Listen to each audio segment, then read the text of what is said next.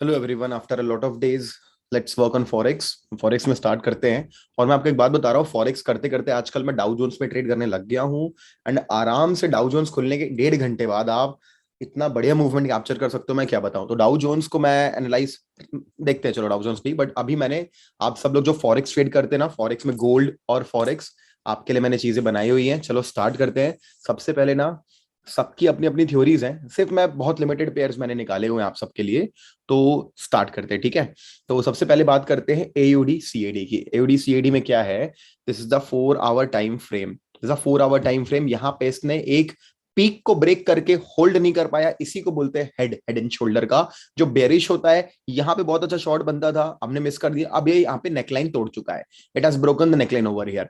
तो the next support is over here. यहाँ पे आपको मार्केट खुलता है, तो ये तो कोई बड़ा टारगेट है नहीं, है ना। अगर मैं अब आपके लिए बताऊं तो दिस इज नो 24 पिप्स। तो अगर कोई स्कैल्पिंग वगैरह करता है ना, तो द मोम इफ यू सी, अगर आपको दिखता है ना मार्केट खोल रहा है, और जैसे ही मतलब हो सकता है साइडवेज खुल के ऊपर जा करके यहां मिल गया, तो यहां तो बहुत बढ़िया अपॉर्चुनिटी मिलती है शॉर्ट करने की, ग्रेट प्लेस टू शॉर्ट।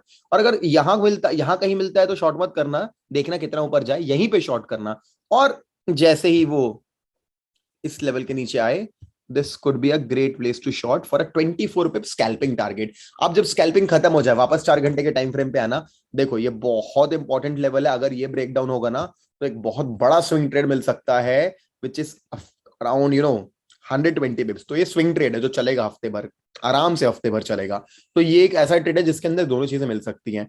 अब बात करते हैं डॉलर येन की। तो काफी इंटरेस्टिंग है, देख सकते हो कैसा भागा हुआ है, नॉन स्टॉप भागा, एक पुल बैक फिर भागा।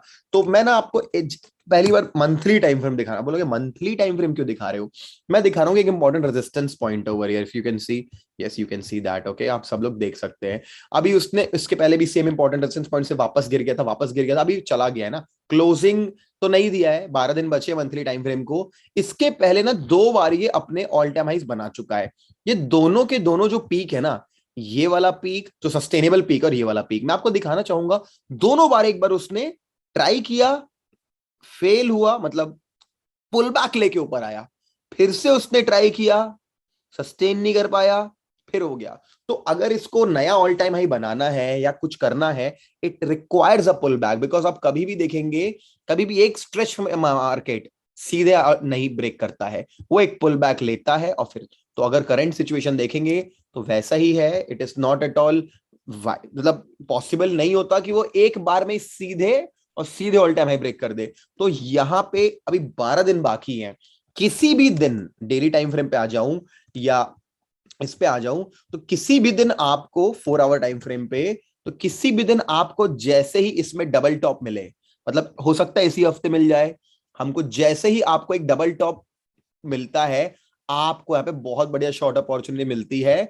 और आपका टारगेट आप ये बनाएंगे, जो बहुत इंपॉर्टेंट लेवल है, जो बहुत बड़ा टारगेट है 200 पिप्स का। ये बहुत ज्यादा बड़ा टारगेट है भाई, 200 पिप्स का। तो दो टारगेट बना लेते हैं, ऐसे एक टारगेट नहीं, दो बना लेते हैं। द फर्स्ट टारगेट इज 124 के आसपास, यहां शॉर्ट करेंगे अगर, तो 100 पिप्स का ये टारगेट, 200 पिप्स का। इतने बड़े टारगेट है, तो मैं एक काउंटर ट्रेड लेना चाहता हूं। मंथली कैंडल को 12 दिन बचा है, इसको पूरे मंथ ट्रैक करना। जहां डबल टॉप दिखा हम शॉर्ट करेंगे, क्योंकि हमें मालूम है, अभी हमने मंथली टाइम फ्रेम पे स्टडी किया, ये एक मूवमेंट में ऑल टाइम हाई कोई नहीं बना पाता, तो इसका जरूरी नहीं ये भी बना पाए। तो बहुत अच्छा ट्रेड बन सकता है, बट ये थोड़ा लॉन्ग टर्म स्विंग ट्रेड बन गया, ठीक है। अब इसके बाद बात करते हैं गोल्ड की। तो गोल्ड क्या कर रहा है, गोल्ड ना, गोल्ड क्या कर रहा है, गोल्ड यहां पे एक खूब स्ट्रॉन्ग ब्रेकआउट देके, बढ़िया पुल बैक लेके अपने 200 मूविंग एवरेज के सपोर्ट पे फिर ब्रेक किया, रह नहीं पाया, वापस डबल बॉटम बना के ब्रेकआउट दे चुका है। अब क्योंकि ये हमें मालूम है, मैंने मार्केट एनालिसिस भी बनाया हुआ, आपने देखा मार्केट कंडीशन थोड़ी नेगेटिव है, that is good for gold. तो market, gold is a hedge against all the stocks and all this. तो हो सकता है इसमें बुलिश मोमेंटम आए। अब देखूंगा तो मैं अपनी प्रीवियस पीक पे एक रीटेस्ट भी ले गया है, तो मेरे हिसाब से यहाँ पे अगर गोल्ड में ब्रेकआउट आता है, it's a pure bullish trade that you can go ahead and keep hold till all these targets। $2000, $2000, 2004 को 2001 राउंड फिगर, अगर आपको मिलता है टारगेट $2000 पे, हम काफी अच्छा टारगेट यहाँ पे बुक कर सकते हैं। $2000 and $2050 both are round numbers, क्योंकि रिटेस्ट हो चुका है 1 घंटे के टाइम फ्रेम पे, और क्लियरली दिखेगा कि ये ब्रेकआउट होकर रिटेस्ट हो चुका है। This is gold. Last AUD USD। What is AUD USD? This is Australian dollar versus US dollar, यहां भी देखोगे ना ये अपने 200 मूविंग एवरेज पे आ चुका है। अच्छा मैं पहले ही हटा देता हूँ, ये 200 मूविंग एवरेज पे आ चुका है, ठीक है, इंपॉर्टेंट जगह पे है। अब मैं आऊंगा ना तो आपका नहीं, ये जोन बनाऊंगा, ओके ठीक है, ये जोन बहुत इंपॉर्टेंट है, देख सकता आपको ब्रेकआउट किया फिर जाके वापस आ गया हेड एंड शोल्डर जैसा फॉर्मेट बना करके। तो this zone is very important for us, keep track Australian dollar US dollar का। जब तक इस जोन के अंदर कोई ट्रेड नहीं मिलेगा, लेकिन जोन के बाहर आप देख सकते हो मूवमेंट कैसा मिलता है, सीधे डाउन, स्ट्रेट अप, ठीक। अगर ऊपर की तरफ देखेंगे तो आपको यहां पे भी क्लियर मोमेंटम मिला, आप थोड़ा कंसोलिडेट होकर के फिर से अप, सीधे डाउन। तो अभी क्या है, मैं आपको ये बोलना चाहता हूं कि जो जोन है ना आपके सामने, मैं अभी आपको मार्क करके देता हूं, ये हो गया आपका जोन का अपर पार्ट, ये हो गया जोन का लोअर पार्ट। ये दोनों जोन जो है 0.7418 और 737 है, ये काफी इंपॉर्टेंट जोन है। तो ये चार जो पेयर्स दिए मैंने आपको, ये चारों के पहले मैंने पूरी स्टोरी दी आपको क्या करना है क्या नहीं करना है। अब एक बार डीजीआई भी देख लेते हैं, ठीक है। अगर एक बार डीजीआई भी देख लेते हैं तो डाउ जोन्स, एक काम करते, डाउ जोन्स अभी ट्रेड वो नहीं करते क्योंकि मैंने अभी इसमें देखा ही नहीं है। तो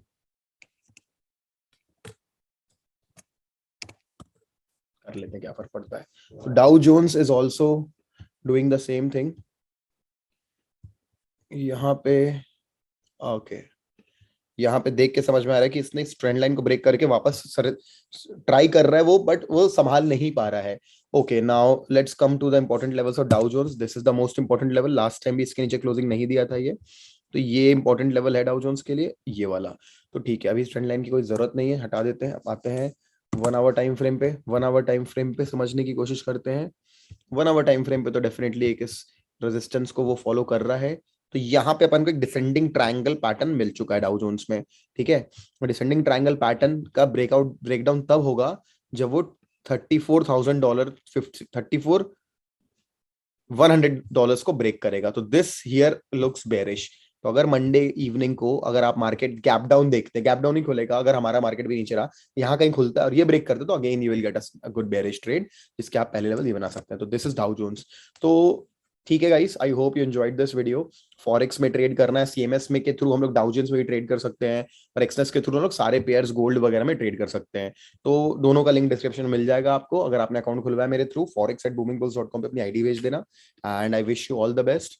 I tried my best to give you all the three analysis: crypto, forex, and stock market. I wish you all the best. I won't be trading everything, but definitely I'll be trading a lot of things. अगर मैं करूंगा तो मैं share करूंगा, discuss करूंगा, आपको बताऊंगा, ठीक है। Wish you all the best. See you soon in some other video. Bye bye.